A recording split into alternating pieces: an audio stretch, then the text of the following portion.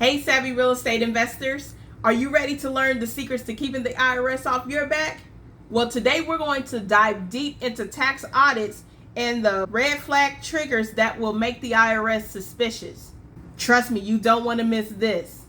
Now, I'm about to reveal the 4 most common red flag triggers that will have Uncle Sam knocking on your door.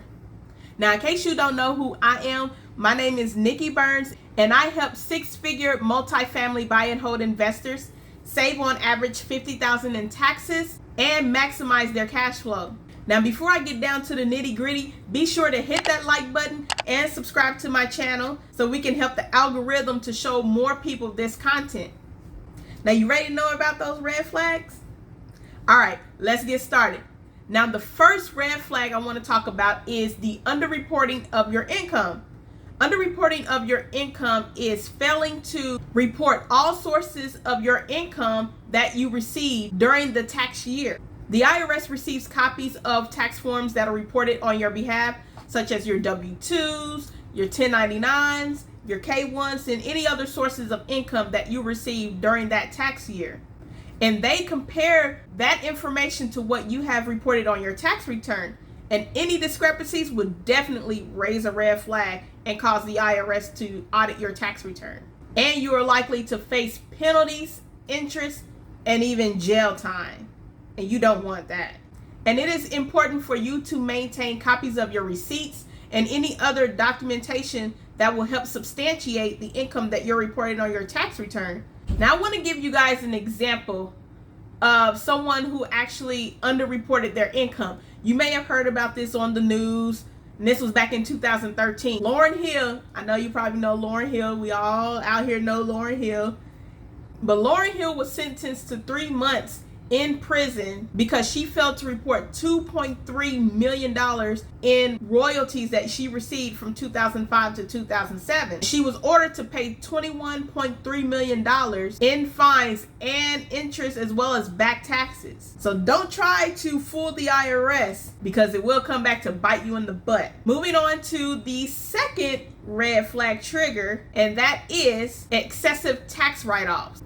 The IRS considers write-offs to be excessive when they are substantially more than the income that you have generated in your business for that tax year. Excessive write-offs is one of the quickest ways for the IRS to disallow your future tax write-off. And then you end up overpaying your fair share in taxes. And to help reduce your excessive tax write-off, you should wait until your income is a lot higher, substantially a lot higher than the amount of expenses that you're incurring, so that it will help you lower your tax liability. So you want to have more expenses when you have higher income. So the higher your income, the more expenses that you have and the lower your tax liability. But the lower your income and the more expenses that you have, the less likely it will help your case. And you want to make sure that your write-offs are ordinary and necessary for your business in order for you to claim them.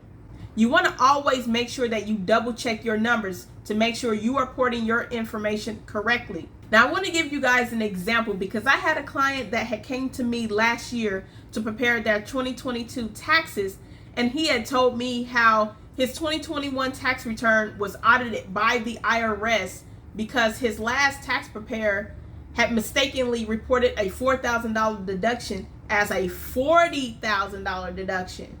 That's a huge error, right?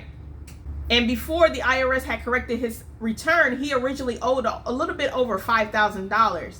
But then after his return was corrected, he ended up owing over $15,000 plus interest for the back taxes because now he had to pay past the tax return filing deadline.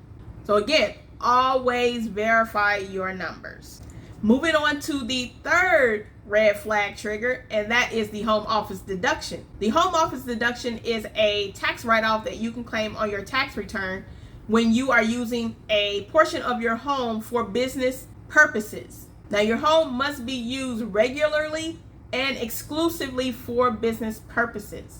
Now, there are 2 methods to calculating the home office deduction. So the first method is the simplified method, and the second method is the regular method. Now, I'm going to break these down for you so you know what's the difference. Now, the simplified method provides a write-off of $5 per square footage of your home that you are using for your business. The maximum square footage that you can claim on your tax return is 330 square feet. On the other hand, the regular method uses the percentage. So it calculates it based on the percentage that you are using out of the total square footage of your home. And on a side note, not everyone can claim this tax deduction. Now, to claim this deduction on your tax return, a portion of your home must be used exclusively and regularly for business purposes. And you can also claim this deduction if you store inventory or any product samples in your home. So let's say that you're storing inventory in your garage or a specific space in your home. You are able to write that off on your tax return.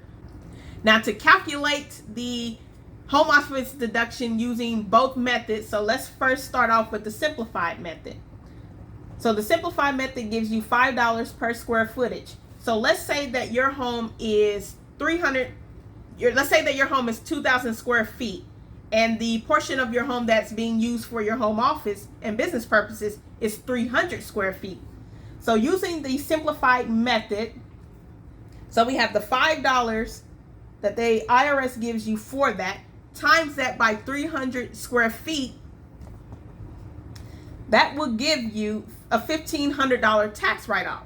Now, if we apply this method to the regular method, let's see what we get. Now, with the regular method, you have to account for all of your expenses, such as your mortgage interest, your real estate taxes, your homeowner's insurance or renter's insurance. You have to account for all those expenses. Let's say that you've incurred $15,000 in expenses. Now, for us to calculate the percentage usage of your home, we would take your total square footage that's used in your home for business purposes and divide that by $2,000 square feet. Thinking about money a lot. So that would give you 15%. That would give you 15% of your business usage. So you're using 15% of your home for business purposes. Now we would take that 15% and multiply that by your total business expenses for your home, which is $15,000.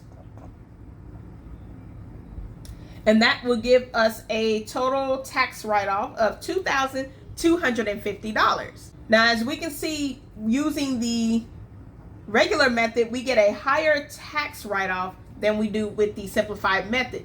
Now, you want to play around with both of these methods because, one, there would be instances where the simplified method will be the best method for you.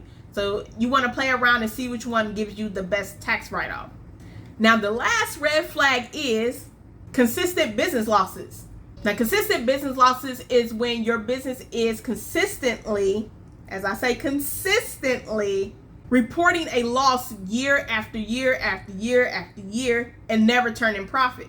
Now, there are situations where your business will have more expenses than your revenue generated, especially when you're starting out. So the IRS understands that.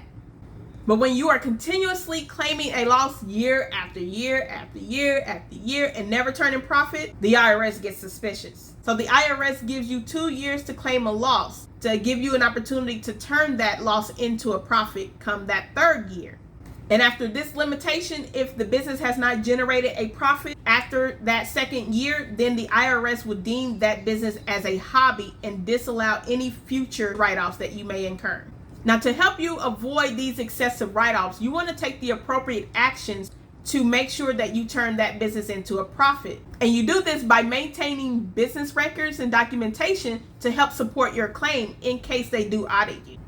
So remember, to help you avoid all of these red flag triggers, the ones that I talked about today, you want to make sure that you keep accurate records, be honest, and document everything. That way you can substantiate your tax deduction and avoid IRS audit triggers. So don't try to conceal your information or your income, because the IRS will find out and it'll cost you more in penalties and interest and even your freedom, jail time, if you try to conceal your information and conceal all of your income. If you want to learn more about how you can avoid jail time, penalties, interest while paying the lease and taxes, then click that link below this video to book a call with me, and I'll see you guys on the next video.